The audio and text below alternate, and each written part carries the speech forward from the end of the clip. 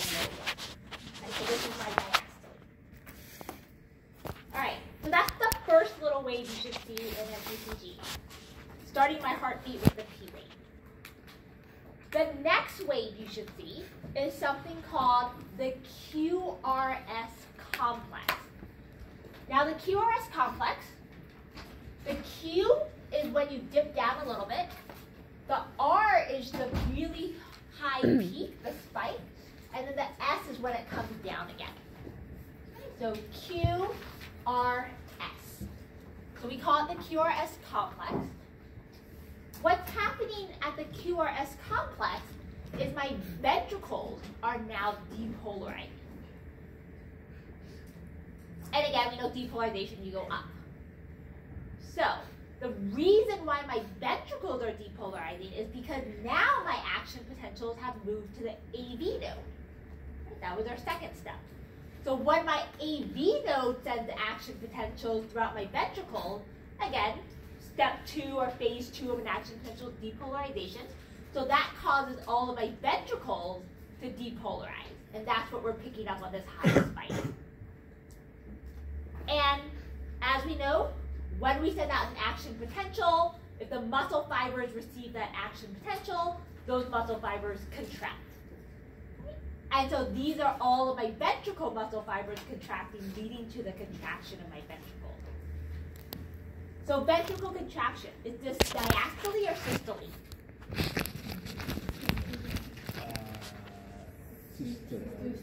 Systole. Diastole or systole? Systole. Systole, right? We always said systole is when my ventricles contract nice and hard. So this QRS complex, we'll know and we'll review, will be corresponding to the systole portion of your cardiac cycle. Right? Now, one thing you guys should notice when you're looking at this ECG is look at the height of my R peak versus my P. Why do you guys think the R peak is so much higher? Why is it so much stronger in millivolts than my P? The ventricle has to contract. So now this is contraction, so it has pressure, but my P peak also has a little contraction too. What's the difference between these two contractions?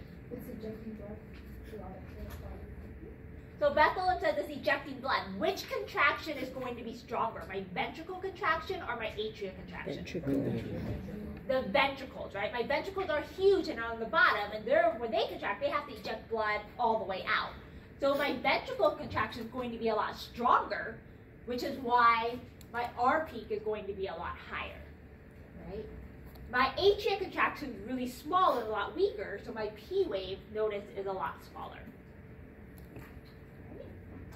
So if you're looking at the ECG and you see your patient has a nice QRS complex, then you know your action potential made it to the AV node.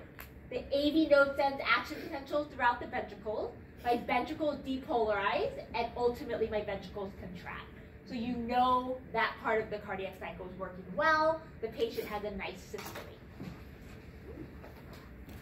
Questions on that? All right. The last wave you guys should see is the T wave. The T wave is when my ventricles are now repolarizing. So think back to your action potential, right? We said phase 1 is rest, then 2 you depolarize. What do you do after depolarization? Yeah, you repolarize, right? You repolarize, you hyperpolarize, you're basically getting yourself back to your resting membrane potential. That's what's happening during my T wave. During my T wave, my ventricles are repolarizing.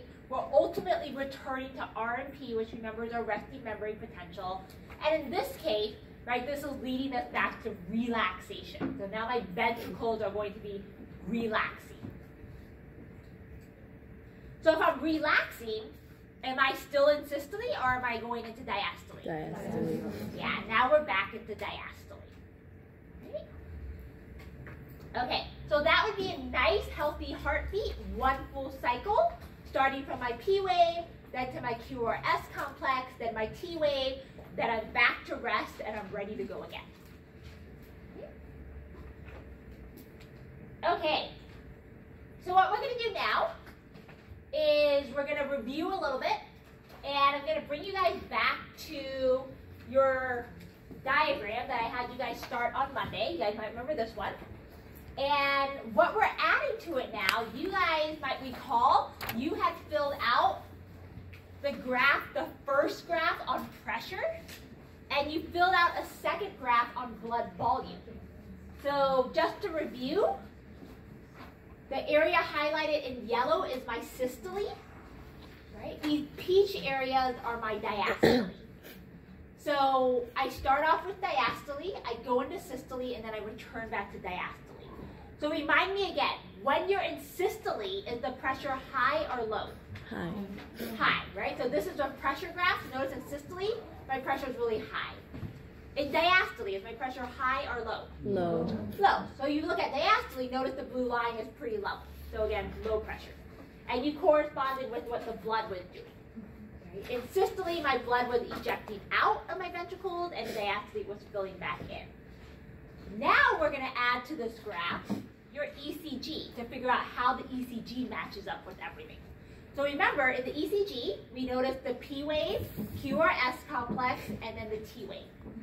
So what you guys want to do is, on your diagram, the third figure, or the third row, finish labeling your ECG. I started off, I labeled the P for you guys. Label your QRS complex and your T wave. Then, down here in your little table, there's a row that says electrical circuit.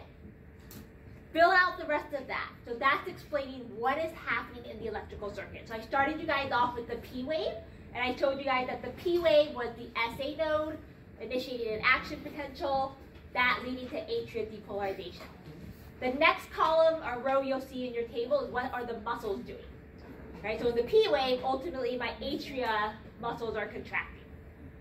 And then your job now is to fill in the rest for systole, and then this part of diastole. So go on to the QRS complex and the T wave. All right. So